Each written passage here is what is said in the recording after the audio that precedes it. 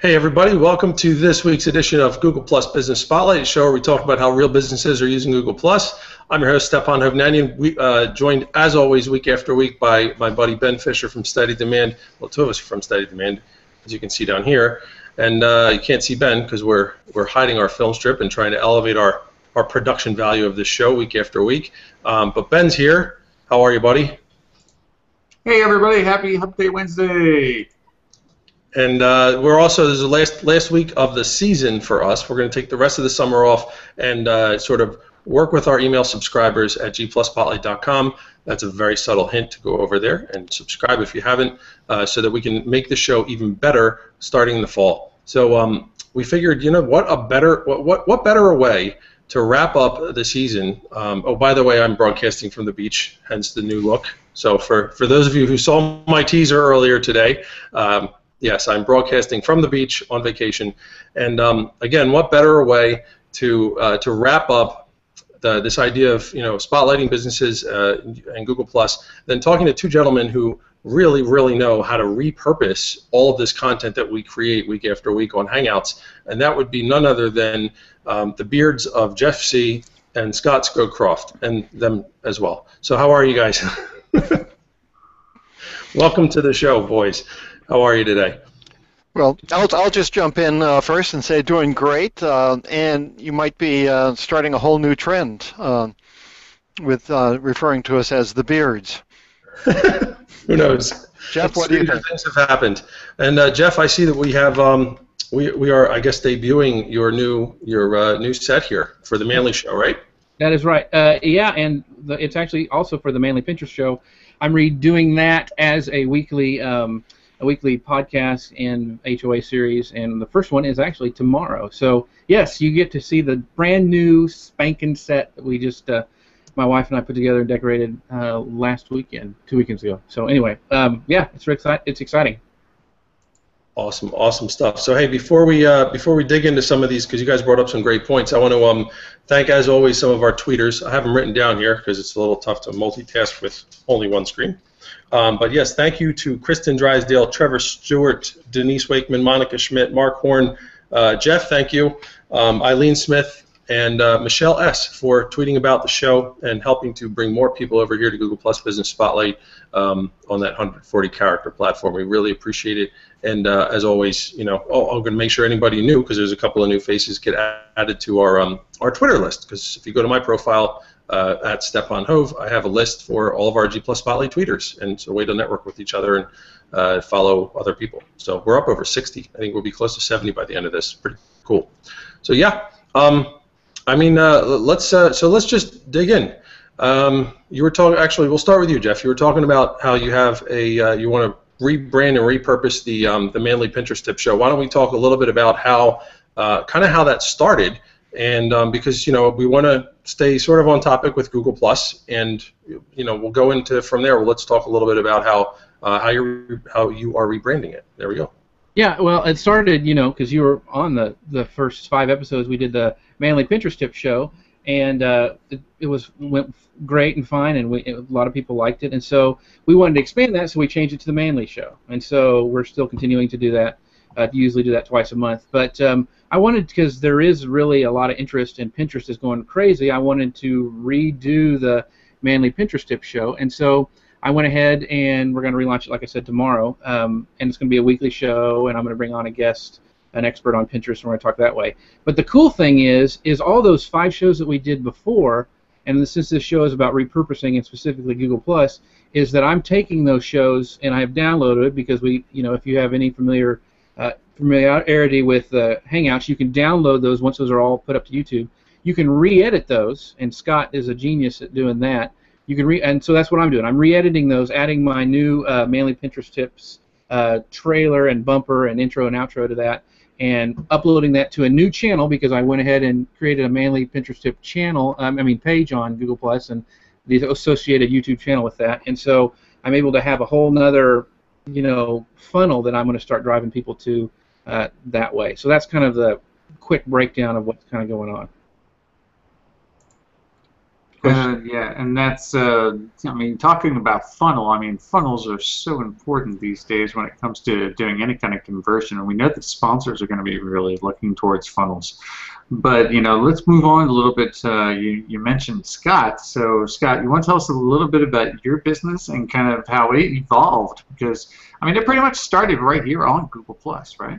Well, I did, and I guess you could call me a reluctant entrepreneur because I was working for a hospital district in the marketing department when they laid off 10% of the working force, and they always looked to the marketing department, not the patient-facing staff first. And it was at the height of the Great Recession, so I thought, well, you know, I was learning about social media. I was able to take a year off and hit my head against the wall thinking social media was Facebook, and I had to be a community manager. Google Plus came along, and I thought, hey, this looks pretty interesting. And then Hangouts came to mind, and it was just like a marriage made in heaven for me. So I never looked back. And the more narrow I made what I was offering to the world, the more the world opened up to me, to the point where my core business, or what I do most of all, is take Hangouts on Air just like this one and turn them into golden nuggets. Kristen Drysdale called it snackable content the other day, and I kind of like that. So that, you know, there are other things that you can do with Hangouts, but that's how it started. And repackaging it into bite-sized pieces so that people can consume it in a minute and a half or 3 minutes. That seems to be a really popular way to get longer legs from these Hangouts on Air. Now let's one of the things that we were talking about in the green room, right? And thanks a lot, Scott, by the way, appreciate that. One of the things that we were talking about in the green room is, and kind of this show is all about, it's all about repurposing, right? And, you know, obviously anybody could do this, but, you know, let's talk a little bit about, like, Jeff specifically, like, you know, with the trailers that you do, you were one of the first people to come up with these really beautiful, awesome, kind of epic-looking trailers. But you want to kind of walk us through a little bit about the process of how you go about creating these trailers, and if somebody wanted to try it themselves, I mean, how do they go about it? Yeah, I mean, one of the things, it was fun for me because I was able to, you know, I kind of think in movie trailers, you know, you have the voice going in your background, and that's how I think in those little snippets, and so it was, and you never have a client that you can do that kind of stuff for usually. I mean, at least for me, and so it was really fun for me to start on Google Plus and do stuff that I wanted to do to build my brand, and so that was exciting. That's where it started, but. I had been doing video editing for 12 years before that, very steeped in After Effects. And After Effects, as we talked about in the green room, is one of those programs like Photoshop where you could learn it for the rest of your life. I mean, it's one of those things you can dive in, you can continually learn. And so there is kind of a learning curve, but you can get templates to help with that.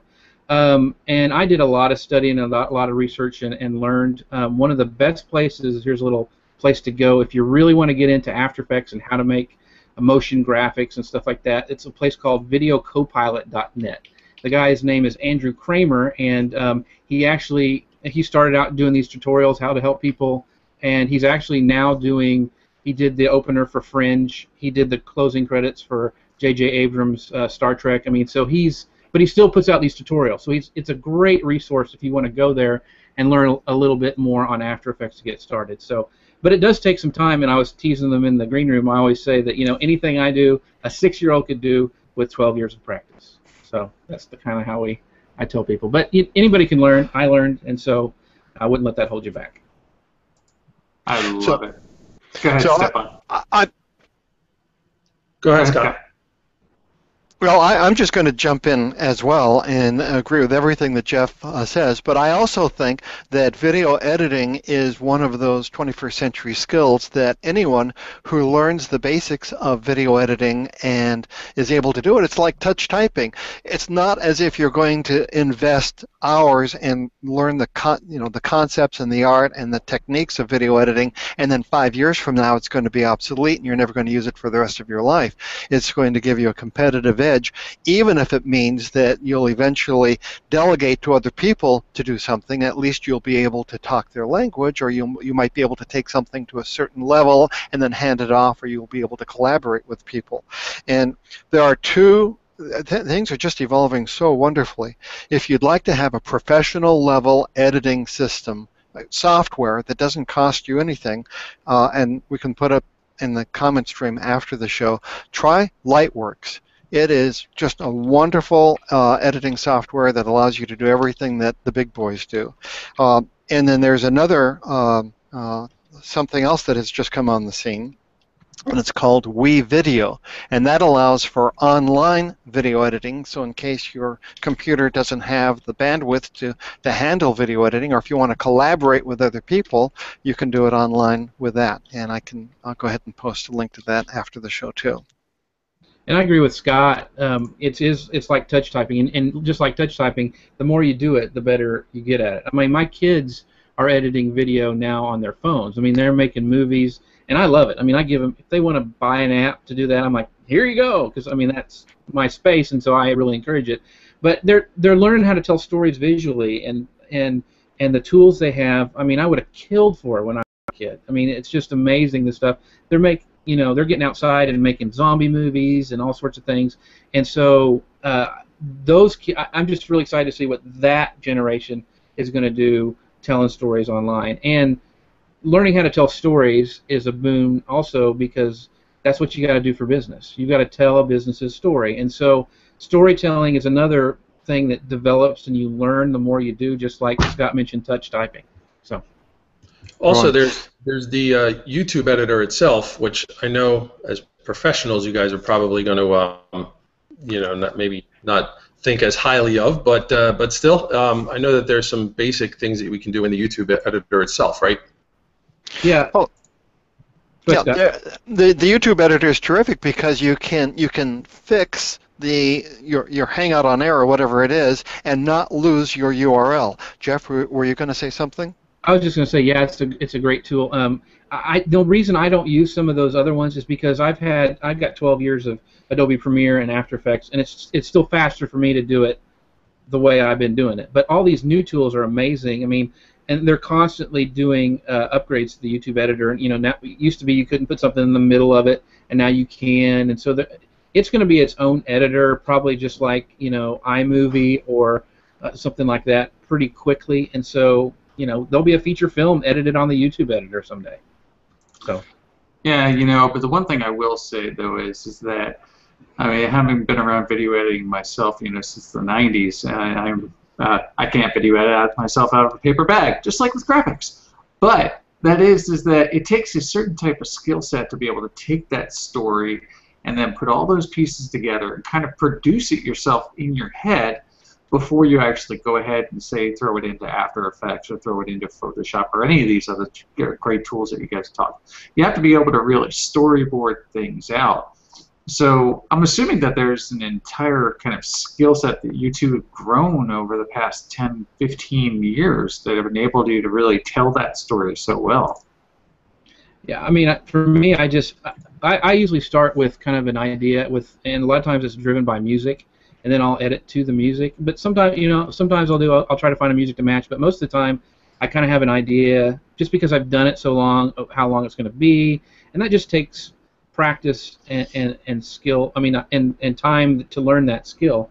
And it's just like doing Hangouts on Air. And I like to say, not everyone can be a Hangout on Air host, but everybody should try. Does that make sense? Because I mean, I think that you should try everything. I mean, try it. If you can't, try video editing. If you can't do it, that's okay. You can hire somebody to do that, but there's no reason why you shouldn't try. So.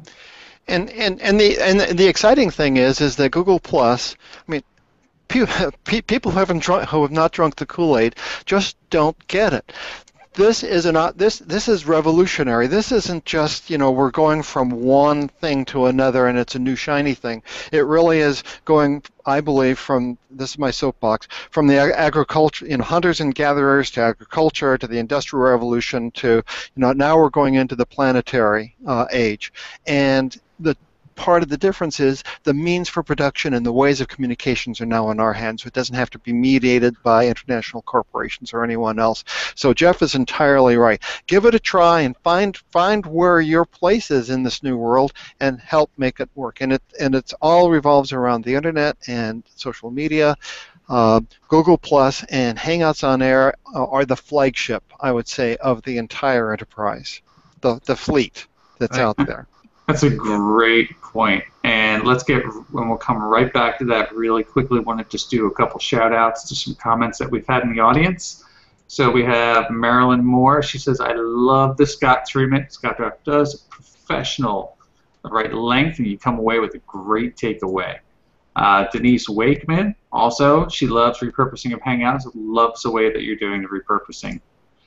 So, Stepan, one of the things that we were talking about in the green room was the whole idea of, and this really ties back into Jeff and Scott, what you guys were just talking about, is that getting started, just do it. Just get started. You might not be as professional to begin with, but that starts out with the bootstrapping phase. But let's go into the bootstrapping and then the other two phases like we were talking about. It's all you, Steph. Oh, okay, yeah. Well, actually, Scott brought up this point, and it was, and you can, if you followed our show from the beginning, I mean, the very beginning when I started it back in September, you can kind of see where we have, where we've evolved, and this was, what Scott was talking about. I think it's very true for anybody who's spent, especially any length of time on Google Plus, because of how fluid it is and how we can connect with each other. But you start out with, trying it yourself, DIY, bootstrapping, if you will. And then from there, you find people that you can really connect with, and you get into like a collaborative phase.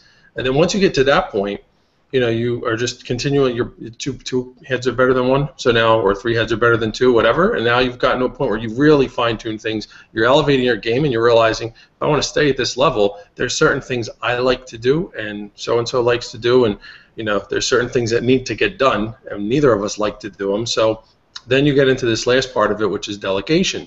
And Scott, there was a point you made. I'd rather you bring it up about the niche itself and some of these things that that go along with repurposing Hangouts, especially. And because again, this is a Google Plus related show, and then Hangouts are a Google Plus product. But there is there was a point about niches too that feel free to bring that back up, because I think it's an important takeaway for any of you guys who are really struggling with where to find yourselves in this whole in this world here. Okay, I think I remember what you're talking about, and that's that we're all early adopters here. So the world is our oyster. We can do whatever we want, and so now it's casting about, but the window is closing, because the more crowded the territory, the fewer the opportunities. So we are all, very blessed to be in the space. And as early adopters, we're helping each other. And as the water rises, all of the ships in the harbor rise with us. It's not going to be this way forever. And so we're being in the early days. It's a little bit like the early days of radio or TV. It's great. And at the end of the day, we are going to, I believe, be positioned to own the territory that we find. So the idea now is cast about until you find something that is a perfect fit for you, and then claim it. We did a program the other day about be first and be overwhelming on the Just Plus Scott show, and that was something I learned early on, or I heard early on, and something I tried to do, and something anyone can step into that space. Also, with the maturing of the platform, the standards are going up. People in Hangouts are very forgiving of almost everything except bad audio. But as you migrate to YouTube, people have a certain expectation for production values, and then as you migrate out into the real world, eventually, what you do with your videos has to compete with everyone else, and your audience is not going to be all that forgiving. So it's knowing the context within which you have your relationship with your audience. And right now, people will be more than understanding, as I said before. By the time that window closes, you will have had so much experience with it that you'll keep up with it, and those who are just coming fresh on the scene are going to have to run really hard in order to catch up with you. Yeah, that's so true, Scott, because think about it. I mean, there's Jeff, you've done them. I know other people have done them, where people are going, Ben, you too, you're going out into the real world and doing these mobile hangouts, right, which is essentially like, it's like streaming television. And, right. I've mentioned to people before, like, all right, if you're trying to get an idea, actually on one of our shows, I think with Ifat Cohen, we talked about, just watching television and watching how the news anchors sit and watching how all these different types of people on the kind of show that you want to have, watch what they do. Because we're really competing with television. YouTube's the new TV at some point, at some level. So, that was an awesome point you just made, Scott. Thank you. And I'm just going to pop in one more time. The tip of the sword, of course, is Jeff's set that he has behind him right now. Oh, yeah. Well, and I was gonna kind of talk about that. When you first get started on Google Plus, is that I didn't know. I mean, the reason I got on there, and Scott touched on it, is collaboration. Is somebody said, hey, you need to do a show because of a post I made. And I'm like, okay. And I did one. Well, my show still kind of stayed in the same niche, but it shifted focus. We went from the Manly Pinterest Tip Show to the Manly Show, and now Manly Pinterest Tip Show. But it's okay to evolve. As you see your market and what people are wanting, it's okay to change. I mean, Stefan, you're going to take a break here in a minute, in the next couple of weeks, to focus on your email list. That's okay to do because, just like Scott said, this is a evolving, changing platform. And the same thing, I never thought about doing a set when I first started. No idea. I didn't even cross my mind. Well, as the platform has matured and evolved, and we have more bandwidth, and we're competing against different people, I started looking over at YouTube to see what they're doing, because I think the person who can grab the YouTube audience and help them move into Google Plus, it's going to be huge. And I think that'll happen. It just hasn't happened yet. And one of the things that the YouTube audience has is sets. A lot of them, the top shows, have sets. And I thought, I'm going to give it a try. It may not work. It may not make any difference. I mean, it looks cool. I had fun doing it. But, you also got to look at return on investment. But anyway, I think things are evolving. And in HOA Host, we share things together. I mean, I posted this set we have a community. And I don't know of any other social network that has a community that supports each other like that. All the hosts, which technically were competing against each other for airtime, but we have this collaboration feeling that, hey, look what I did, you could do this too, or this is what I've learned. Let's share how we're taking our HOAs to video podcasts. And so, I mean, it's just an amazing platform, Google Plus. I'll go for it, Scott. I'm going to go for it because you nailed it on January 1st, Ben, when you were on Mia Voss's and Christine show, their New Year's Day special, when you talked about co-opetition. And that's just what Jeff was talking about. Would you say a word or two about co-opetition, Ben? Yeah, absolutely. I mean, co-opetition, the whole concept behind co-opetition is that there's more than enough opportunity out there in the world. And that's kind of the beautiful part about the Google Plus ecosystem, is that we can all work together. There's such a large piece of pie, is why not support each other? And that kind of goes back to what Stefan was talking about, is collaboration. If we can all collaborate with each other, we're going to make ourselves so much stronger. And, we are still in that gold rush stage, just like you were talking about, Scott. And we're the early settlers. And it is going to be a lot more difficult for people as they come about. But I think the beautiful thing about our ecosystem that we have here with Google Plus is, even as the newbies are coming on and they're just starting their shows, we are going to support them. We're not going to put them down. We're not going to keep them and say, oh, you're competition. No way. Those sponsoring dollars are for me. No, it's going to be spread around. It's going to be spread around with the wealth. It's going to be spread around because it's going to be better for the entire ecosystem if we kind of all grow together. So I think Stefan has something here he wants to throw up, and that is from Joey. Funny thing is, Jeff and I think, brought up the same comment. It's a great question. So from Joey, I'm going to mess up your name, so I'm just going to go with Giangola. Should or can Hangouts start to try and compete with primetime attention? Right now, hosts are going up against soap operas. When should the bar be raised? I mean, I could take that. I mean, I think it's a simple enough question, and the point is really that, well, these can be DVR'd as well. So it's really, where is your audience? DVR meaning you're just going to watch it later. But where is your audience going to respond? When and where? I mean, are you going after a type of show that is more entertainment? And if it's more entertainment, sure, go up against primetime. And what the heck, right? If you're more of a business-oriented show, I mean, we're smack dab in the middle of the week. You can't get, well, at least Eastern, you can't get more middle of the week than 12:30 on Eastern on a Wednesday. And so it's, we're a business-oriented show, and that's what we do. There's people that do stuff on the weekends, and so I would just say, look at your audience, look at the type of show you're doing, and see where other shows like that fit, and where everybody would respond. So Yeah. that's what I would say. I was just going to say one thing really quickly there, and that is about Joey. Joey's got a new show coming out, actually. It's called Fearlessly Questioning. And I definitely encourage you. I think it comes out this week, if I'm right, Joey. And check it out. I mean, it's going to be I think a great show. Jeff, you've got the whole manly brand basically at this point. And I think to answer kind of Joey's question indirectly, is that, are we going to compete with primetime today? I think the answer is no.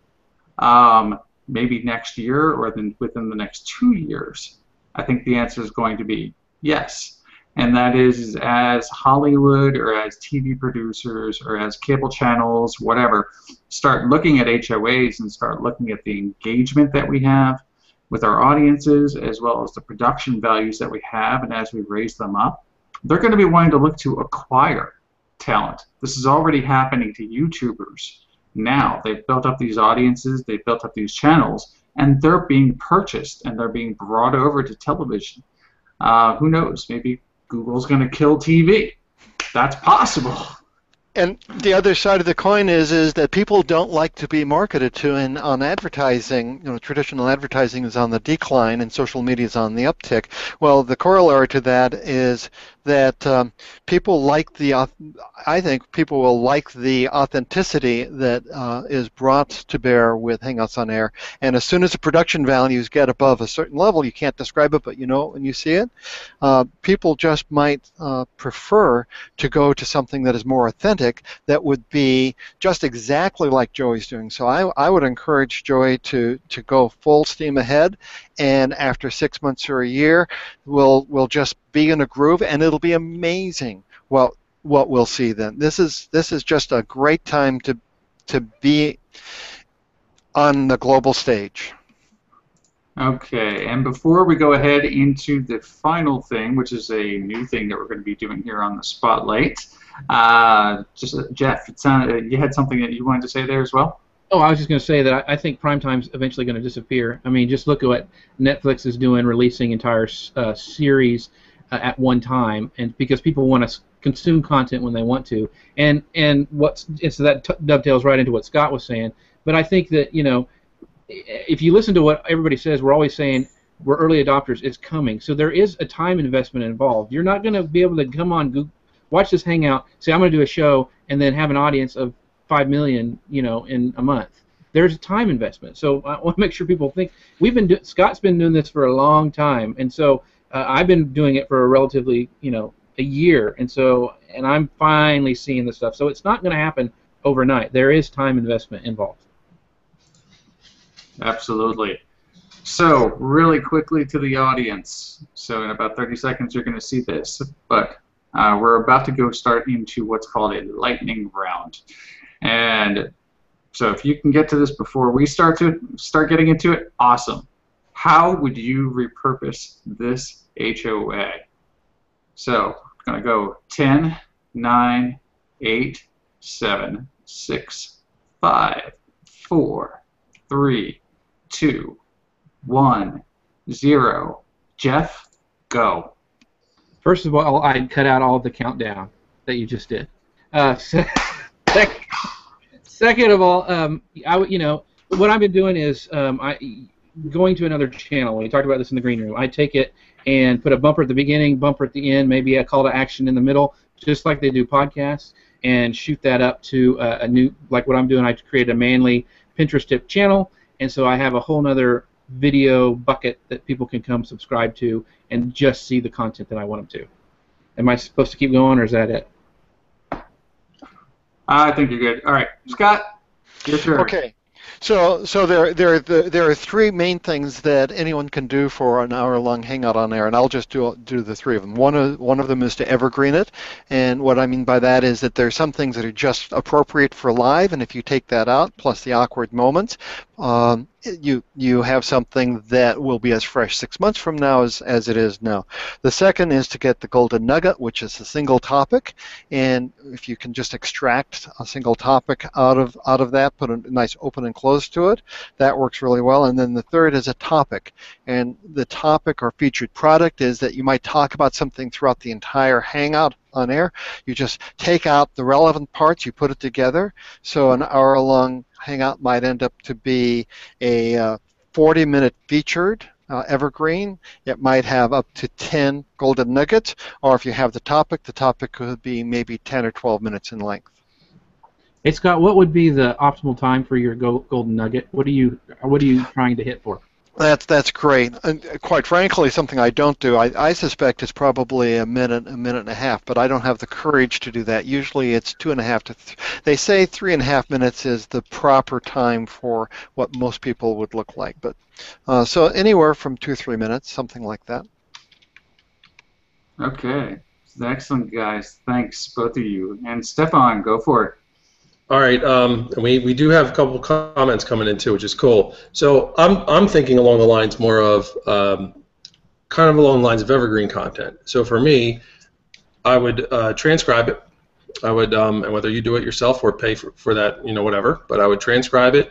I would create a blog post for it, and I would take at least we'll riff off of Scott's idea. So I would actually take, let's say 3 or 4 or 5 or however many topics there are, and I'd create micro content around that. So whether it's a Google Plus post with a big photo and a quote graphic or something along those lines, and then that's just one other way for me to share a link back to that blog post. For me, and that's why I started this show at least, it was all about creating blog content, thought leadership, and that kind of thing. But I have one other one too, and that's if you start to see a trend, if you have a series, and if you see a trend, among certain things, you could actually take pieces from each of the different shows and maybe and put them together into some type of other larger body of work, whether it's or even a guest post, whether it's a blog post or even an ebook. Yeah. Can I say one thing? I think a really important thing is, and I think all HOA hosts are looking at, and we didn't really talk about it, is podcasts. Podcasts are huge. That's a whole other thing, a whole other audience you can bring over to Google+. And now with SoundCloud being able to integrate into the post kind of a thing, you can take those little audio Scott treatments and put them in a post. I mean, there's just so many things you do. Once you create that video content, there's a ton of stuff you can do to repurpose it. And one of the things about video, sorry, we're taking you over time. One of the things about video is that, especially if you kind of well prepared, you can do tons of video ahead of time, and it doesn't take forever to do it. You can sit down an expert; they already know what it is. They talk for an hour, and then you've got more content than if you tried to write it out, word by word. It would be a week to try and do that. Excellent. And the only things I would like to add is the things that you can actually do with Google Plus posts. I mean, Stefan, you brought up the blog. Scott, you've brought up everything that you can do with the different video editing capabilities. You brought up the trailers and such as well, Jeff. And that is actually, and this is some shout outs to the people who are a part of our loyal audience, and that is how, like Marilyn Moore, how she'll go out and she'll timestamp the heck out of a video. It's very time-consuming, but it's excellent repurposed content. And also, of course, we've got Mick Sharp in the audience. We all know Mick does his Friday wrap-ups. That is another way of just repurposing content. So these are all great ways of repurposing content. They can spread out over months. Like Marilyn shares the wrap-up of an episode once a week, sometimes from almost a year ago. So this kind of content can just live on forever. So if you ever kind of don't have an idea for what you want to post today, and I need to take a little page from this myself, is go watch an HOA and post something about it. Maybe do up a timestamp. Yep. And we also have a couple suggestions from Eileen Smith. Thank you for taking the challenge, Eileen, and throwing some ideas in the in our lightning round. This one's cool. Well, she said use SlideShare in podcasts. We'll bring you up on the screen here. So use SlideShare in podcasts. Smooth idea there. And also take screenshots and use Flipagram to make a 15-second video for Instagram. Never thought of that because I'm not on Instagram, but that's a really cool idea too. So yeah, I guess you can also boil Eileen's ideas down to again, micro content based on that can go on 4 other platforms. And I would actually, you can do the same thing for Pinterest. You can create a Pinterest board with with quote graphics and different nuggets, and you could create a storify of different tweetables. So you could do like all of these different things that platforms and services that are out there. Just take a look at them and say, hey, can I use information from an HOA to curate together and or Scoop It or any of those other ones, and actually create a larger body of work that can then live on, because that's really awesome. And then there's social pieces to it that help it get discovered. Exactly. So hey, you could even make a 6-second Vine, and maybe Starbucks will pay you $10,000. So well, cool. Hey, thanks, Jeff. Thanks, Scott, for coming on to the season finale. We really appreciate your time. And hey, Stepan, you want to go ahead and just take us home? Yeah, I'll take you home, guys. All right, thank you again so much. We're 34 or so episodes into this. We're going to take the rest of the summer to listen to you, listen to our audience, tell us what you're looking for, send us private messages, or join our email list at GPLUSSPOTLIGHT.com. Definitely follow the page in the YouTube channel too, because the more growth we can get around the G Plus Spotlight entity, we'll use that word, the better we can listen to you guys and help make this a useful half hour of your time starting back in the fall. So in the meantime, head over to the blog and check out some of the recaps. And again, we really, really thank you guys for all the support so far, and thank you so much, Jeff and Scott, for some fantastic ideas. And if any of those, stick with any of you guys, I mean, hey, you got a whole bunch of content that a whole bunch of us have created already to just start trying your hand at and play around with. So with that, Ben and I, Scott, Jeff, thank you guys for watching, and we'll see you soon. See ya. Thanks, everybody. See you next season.